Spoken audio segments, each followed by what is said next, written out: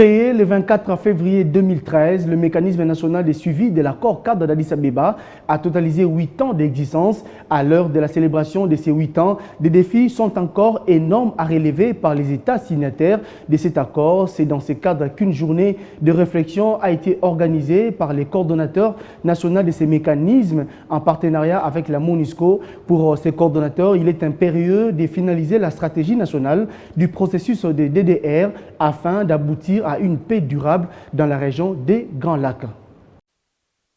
À l'occasion du 8e anniversaire du mécanisme des suivis, la République démocratique du Congo, à travers les comités exécutifs du mécanisme national des suivis de l'accord cadre d'Addis Abeba, avec l'appui de la MONUSCO, a organisé ce mercredi 24 février, sous les hauts patronages du président de la République, une journée de réflexion. Cette 8e célébration de la signature de l'accord cadre d'Addis Abeba coïncide avec l'assassinat de l'ambassadeur italien Luca Attanasio, son garde du corps, et un de nos compatriotes, Mustapha Milambo. Une minute de silence a été observée à cet effet.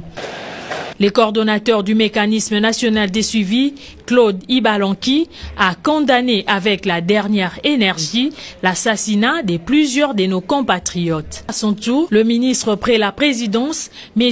Kabanda Kanda André, représentant du chef de l'État à cette cérémonie, a indiqué que les défis restent de taille.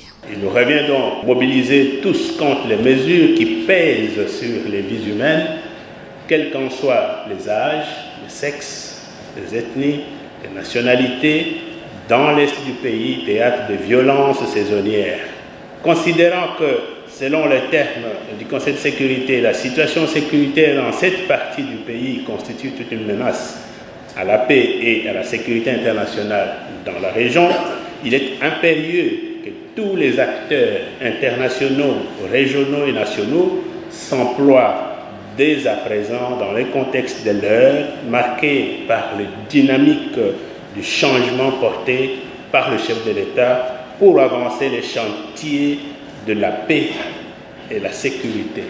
On prit part à cette journée de réflexion les directeurs du cabinet du chef de l'État, Guilain Nyembo, les conseillers spéciaux du chef de l'État, le membre du corps diplomatique, les ambassadeurs membres de pays signataires de l'accord cadre d'Addis Abeba, les représentants spéciaux du secrétaire général par intérim de la MONUSCO, Madame la représentante du président de la Commission de l'Union africaine, le service de sécurité, renseignement et de la défense, ainsi que les panels chargés d'accompagner la mandature de la RDC à la présidence de l'Union africaine. Pour rappel, le mécanisme national des suivis a été créé le 24 février 2013 à la suite des accords de paix, de sécurité et coopération souscrits par la RDC et ses 11 pays voisins de la sous-région des Grands Lacs. Il a été dirigé pour la première fois par François Mwamba Tshishimbi, l'un des principaux négociateurs de la partie congolaise.